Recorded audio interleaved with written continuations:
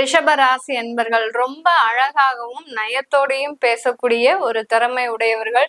எந்த வேலையை சாதிக்கணும் அப்படின்னா கூட அந்த வேலைக்கு உண்டான சில பாசிட்டிவ் பாயிண்ட்ஸ் எடுத்து வச்சுக்கிட்டு அதற்குண்டான ஒரு விளக்கங்களை கொடுக்கக்கூடியவர்கள் இந்த ரிஷபராசி என்பர்கள். வேலைக்கு போகக்கூடியவர்களாக இருக்கிறாங்க அப்படின்னா அந்த அலுவலகத்துல இவர்களால எல்லாருக்குமே ஒரு மகிழ்ச்சியான ஒரு தருணம் இருக்கும். இவங்க கிட்ட பேசியாச்சு அப்படின்னா ஏதோ ஒரு மன நிறைவோட இருக்கு, என்னுடைய துன்பங்கள் எல்லாம் மறைந்து போயிடுது அப்படின்ற மாதிரியாக இந்த ரிஷபராசி என்பவர்கள் மற்றவர்களின் மனதை கவரக்கூடிய வகையில தான் பேசுவாங்க. தொழில் செஞ்சிட்டு இருக்கிறீங்க அப்படின்னா அந்த தொழில்ல இருக்கக்கூடிய தொழிலாளர்கள் கிட்ட ரொம்ப அன்பா பாசமாக பழகக்கூடிய ஒரு நபர்களாக இருப்பாங்க.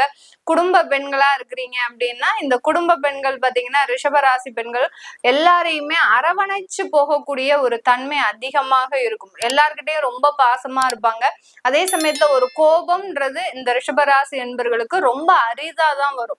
ரொம்ப மனசுல வேதனையும் துக்கத்தையும் மறைச்சு வச்சுக்கிட்டு மற்றவங்க கிட்ட ரொம்ப பணிவோடையும் ரொம்ப பாசத்தோடையும் அதிகமாக மாமியார் கிட்ட ரொம்ப பாசத்தோட இருக்கக்கூடியவர்கள் இந்த ரிஷபராசி என்பர்களாக தான் இருப்பீங்க. இந்த ரிஷபராசி என்பர்களுக்கு இந்த 10ஆம் இடத்திற்கு செல்லக்கூடிய அந்த ராகு பகவான், 4ஆம் இடத்திற்கு செல்லக்கூடிய இந்த கேது பகவான், இந்த இரண்டு கிரகங்களும் பாத்தீங்கன்னா ஒரு முக்கியமான ஸ்தானத்திற்கு போகுது. கேதுன்றது 4ஆம் இடமான அந்த சுகஸ்தானத்திற்கு போகுது.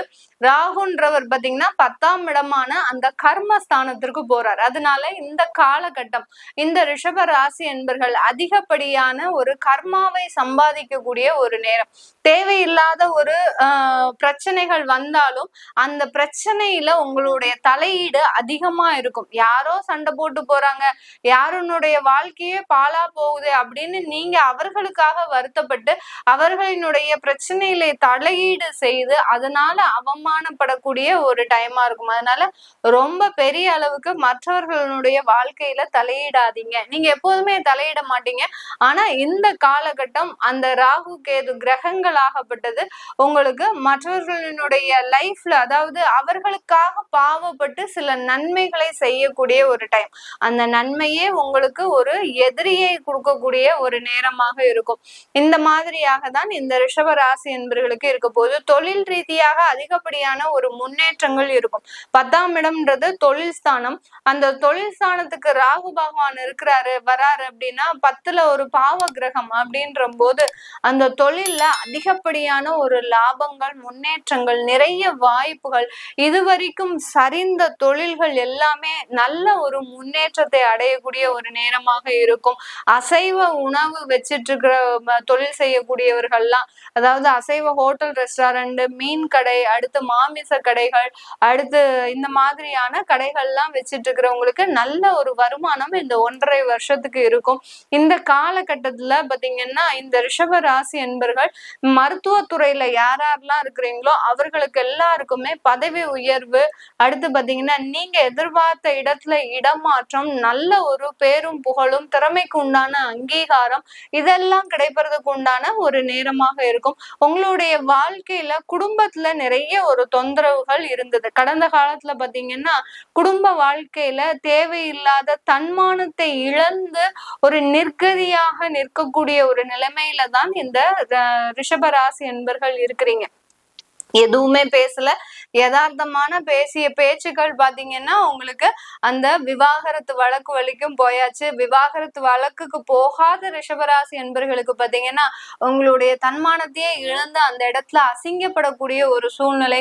உங்களுடைய மாமனாரோ மாமியாரோ, உங்களுடைய கணவர் வகையை சேர்ந்தவர்களோ உறவினர்களோ, இல்ல மனைவி வகையரா உறவினர்களோ பாத்தீங்கன்னா ரொம்ப தேவையில்லாம உங்களை நாக்கு மேல பல்ல போட்டு பேசுறாங்கன்னு சொல்லுவாங்களே, அந்த அளவுக்கு அவமானப்படுத்தி எந்த ஒரு பைசாக்கு பிரயோஜனம் இல்லாத ஒரு சண்டைய பெரிய அளவுக்கு பூதாகாரமாக ஊதி ஊதி பெருசாகி கணவன் மனைவி இடையே சில பிரச்சனைகளை உருவாக்கி இருப்பாங்க. நீங்க 2 பேரும் பார்த்து சமாதானமாகக்கூடிய பிரச்சனை ஊரே திரண்டு வந்து உங்களை எந்த அளவுக்கு பிரிக்கணுமோ அந்த அளவுக்கு பிரிச்சு வச்சிருச்சு இந்த கடந்த காலத்துல இந்த ரிஷப ராசி என்பர்களுக்கு. இது எல்லாமே இப்போ கொஞ்சம் ஸ்மூத்தான ஒரு நடவடிக்கைக்கு போகக்கூடிய ஒரு தருணம். யாருமே தலையிடக்கூடாது, நம்ம மட்டுமே பேசி அதற்குண்டான முயற்சிகளை தீர்வுகளை எடுக்கக்கூடிய ஒரு ஒரு நேரமாக இருக்கணும் அப்படின்னு உங்களுக்குள்ளேயே ஒரு சில சமாதானம் அடையக்கூடிய ஒரு நேரமாக இருக்கும். நிறைய ரிஷபராசி என்பர்களுக்கு உங்களுடைய தாய் வழி உறவுகள், தாயோடைய உடல் நலன், தாயினுடைய சொத்துக்கள் இதுலெல்லாம் ரொம்ப அக்கறையாக இருக்கக்கூடிய ஒரு தருணமாக இருக்கும். சொந்தமாக சொத்துக்கள் வாங்குறீங்க அப்படின்னா அந்த சொத்துக்கள்ல அதிகப்படியான ஒரு பூஜை, அதாவது வாஸ்து ஹோமம், நவக்கிரக ஹோமம் இதெல்லாம் பண்ணிட்டு வாங்குங்க. ஏன்னா 4ஆம் இடத்துல கிரகங்கள் சுத்தமாக இல்லை, 4ஆம் இடத்துல கேது இருக்கிறதுனால உங்களுடைய வீடு கட்டக்கூடிய முயற்சியில சில தடைகள் வரலாம். அடுத்து லோன் வாங்கி கட்டக்கூடிய ஒரு சூழ்நிலை வரலாம். லோன் அமௌண்ட் உங்களுக்கு கிடைக்க முடியாத ஒரு சூழ்நிலை, அதாவது ஓரளவுக்கு தான் உங்களுக்கு லோன் ஓகேவா இருக்கும், அப்ரூவ் ஆயிருக்கும், மீதி இதுக்கு நீங்க கொஞ்சம் பெரட்டக்கூடிய ஒரு சூழ்நிலை வரலாம். இந்த மாதிரிலாம் அந்த சொத்துக்களை வாங்கும் போது சில இடர்பாடுகளை சந்திக்கக்கூடிய ஒரு டைமா இருக்கும். அதனால ரிஷபராசி என்பவர்கள் சொத்து வாங்கும்போது ரொம்ப கேர்ஃபுல்லா வாங்குங்க. ரொம்ப பட்ஜெட்டுக்கு அதிகமாக போகாதீங்க. ஏன்னா இப்பதான் நீங்க சில பிரச்சனைகள்ல இருந்து மே மாசம் ரிலீவ் ஆகி வர போறீங்க. ஏன்னா சில கொஞ்சம் கொஞ்சமா தான் நீங்க பிரச்சனையை முடிக்கிறதுக்கு ட்ரை பண்ணணும். ஒரே நேரத்துல இது நம்ம வீடும் வாங்கி கடனையும் அடைச்சு நம்மளுடைய வேலையும் உத்தியோகத்தையும் காப்பாத்திக்கணும்ன்ற ஒரு 3 முயற்சியில இறங்குனீங்கன்னா ஏதாவது ஒரு விஷயத்துல நீங்க அடிபடக்கூடிய ஒரு சூழ்நிலை வரும். அதனால கொஞ்சம் கவனமாக இருங்க. வெளிநாட்டுல இருக்கக்கூடியவர்களுக்கு இந்த ரெஸ்டாரண்ட் பிசினஸ் பாத்தீங்கன்னா அசைவ உணவு ரெஸ்டாரண்ட் நல்ல ஒரு வருமானம் சம்பாதிக்கக்கூடிய ஒரு நேரமாக இருக்கும். இந்த ரிஷபராசி என்பர்கள் யாராவது வெளிநாட்டுல அசைவ உணவு ரெஸ்டாரண்ட் வச்சிருக்கிறீங்க, இல்ல அசைவ உணவு சூப்பர் மார்க்கெட் வச்சிருக்கிறீங்க, இல்ல மெடிக்கல் சம்பந்தப்பட்ட ஒரு வேலையில் இருக்கிறீங்க அப்படின்னா அவர்களுக்கு எல்லோருக்குமே நல்ல உயர்வை தரும் காலமாக தான் இந்த ரிஷபராசி என்பர்களுக்கு இருக்க போகுது. இந்த காலகட்டத்துல இந்த ரிஷபராசி என்பர்கள் அதிகப்படியான ஒரு முயற்சிகள், அதாவது தொழில் செய்யணும்னு ஒரு முயற்சி எடுப்பீங்க. புது முயற்சிகள்லாம் எடுக்கக்கூடிய ஒரு தருணம்.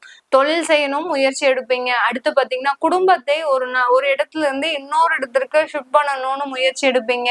வெளிநாட்டுல இருக்கிறீங்க அப்படின்னா உங்களுடைய குடும்பத்தை வெளிநாட்டிற்கு அழைத்து வருவதற்கு அதற்குண்டான ஒரு முயற்சிகளை எடுப்பீங்க. இது எல்லாமே செய்யக்கூடிய ஒரு தருணமாக தான் இருக்கும். அந்த முயற்சிகள்லையும் 100% வெற்றியை அடையக்கூடிய ஒரு நேரமாக தான் இந்த ரிஷபராசி என்பர்களுக்கு இருக்க போது. ரிஷபராசி பெண்கள் பாத்தீங்கன்னா இந்த காலகட்டம் கணவனால் கைவிடப்பட்ட பெண்கள், அடுத்து உங்களுடைய சுய முயற்சியினால தனித்துவமாக இருக்கக்கூடிய பெண்கள் எல்லாருக்குமே இந்த காலகட்டம் நல்ல ஒரு வரவேற்பை கொடுக்கக்கூடிய ஒரு காலமாக இருக்கும். உங்களுடைய திறமைக்கு அங்கீகாரம், பதவி உயர்வு, உங்களுடைய குழந்தைகளுக்கு திருமணம் செய்து பார்க்கறது, அடுத்து பாத்தீங்கன்னா உங்களுடைய தாயாருக்கு நீங்க உதவி செய்யறது, மெடிக்கல் ட்ரீட்மெண்ட் சம்பந்தப்பட்ட விஷயங்களை எடுக்கிறது. ஆனா தாயாரோட டிராவல் பண்றத கொஞ்சம் கம்மி பண்ணிக்கோங்க. 4ஆம் இடத்துல கேது இருக்கிறதுனால இது வரைக்கும் அரவணைப்பாக இருந்த அந்த தாய் பாத்தீங்கன்னா அம்மா பாத்தீங்கன்னா உங்களுக்கு இப்போ கொஞ்சம் பிரிவினைகளை சந்திக்கக்கூடிய ஒரு நேரம். அதனால அவர்களை விட்டு கொஞ்சம் விலகியே இருங்க ரிஷபராசி பெண்கள்.